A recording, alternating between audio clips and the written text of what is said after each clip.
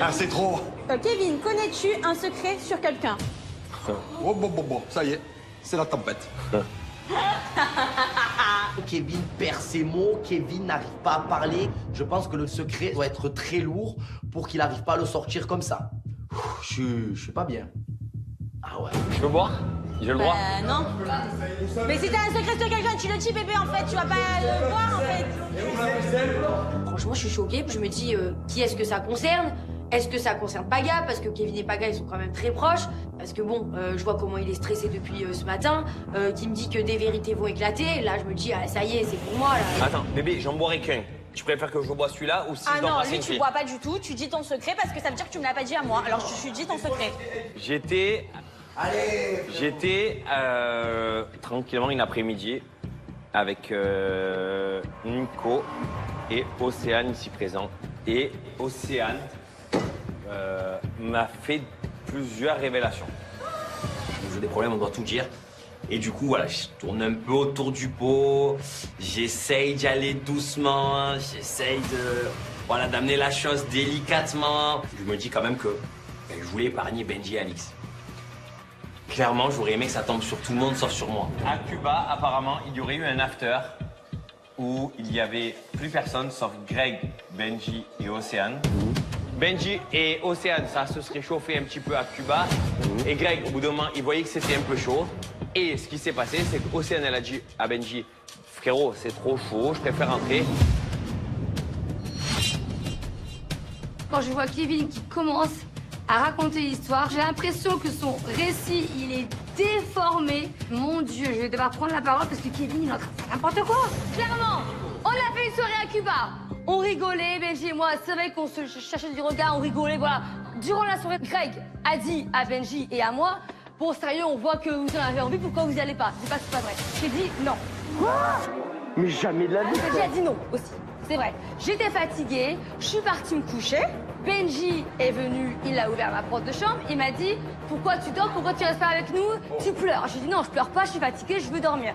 Et Craig est arrivé, il a dit « Bah, ça, pourquoi tu viens pas ?» J'ai dit « Bah, je suis fatiguée, je vais me coucher ». C'est juste que j'ai senti qu'il fallait que j'aille me coucher parce que, c'est vrai, j'ai dit ça à Benji, c'est vrai, j'ai dit ça, Ouais, parce que je sentais Alix. qu'on allait faire des choses qu'on allait regretter. On tue, allez.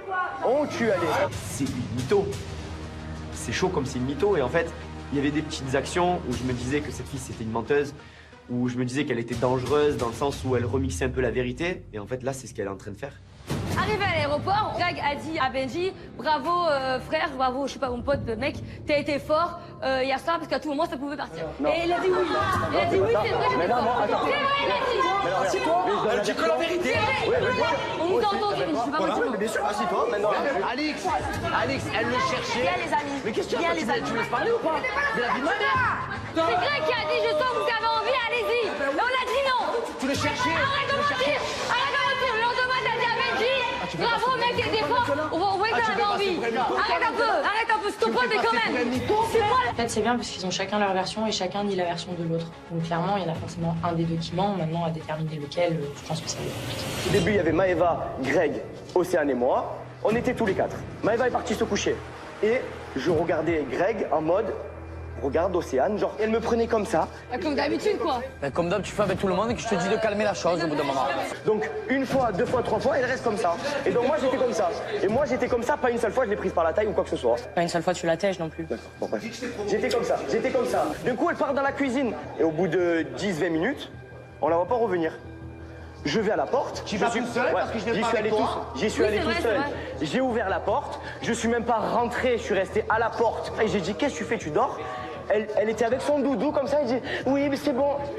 Je pleurais pas, pourquoi tu manges? Je pleurais pas, je te l'ai dit. Allô? C'est pas crédible ton histoire. T'es venu me voir parce que tu voulais pas que je dorme et que tu voulais que peut-être ça aille plus loin.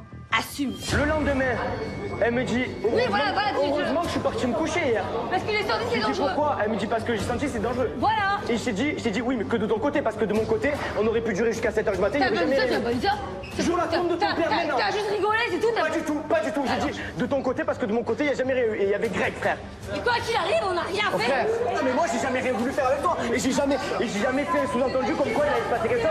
Oh, même face à moi, il me ment. Ça me fait du mal, je pensais pas qu'on allait en arriver là. Mais si vu qu'on en arrive là, je continue, hein. je continue de dire toute la vérité parce qu'en fait, il y en a encore plein à savoir. Vous avez rien fait, mais en gros, tu as senti qu'il avait envie. Mais moi, j'ai ressenti ça. Oui ou non? J'ai ressenti ça.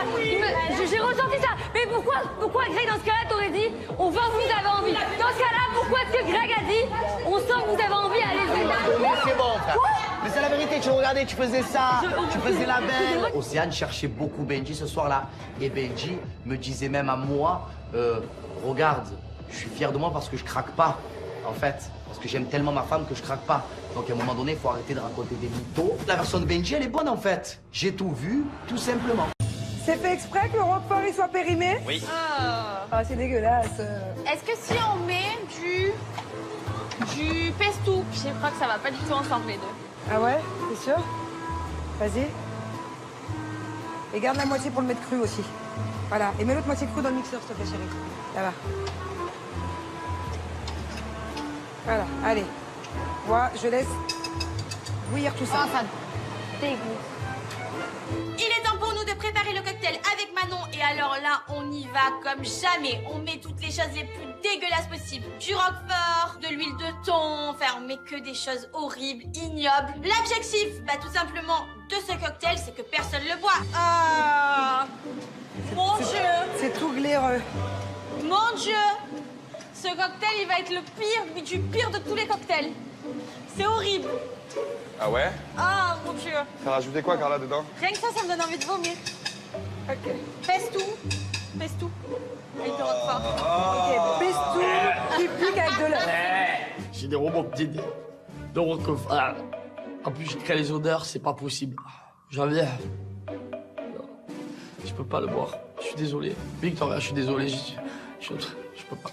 Donc on en est où là? Piment, moule, roquefort, Pesto.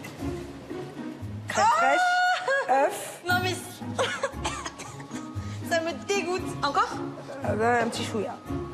Avec Carla, on décide de mettre carrément une boîte à moules. Mais non seulement on met les moules dans le mixeur, mais on met tout le jus de moule à l'intérieur. Et on met aussi du café, des œufs, 3 roqueforts qu'on fait cuire au préalable, du piment, veux-tu, en voilà, sous toutes les formes. Plus c'est dégueu, plus c'est drôle.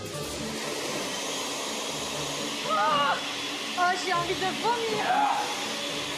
Bon voilà, le cocktail est prêt. Rien qu'à l'odeur, ça donne vraiment pas du tout envie de le boire. C'est répugnant. Voilà, ça veut dire que c'est un cocktail réussi.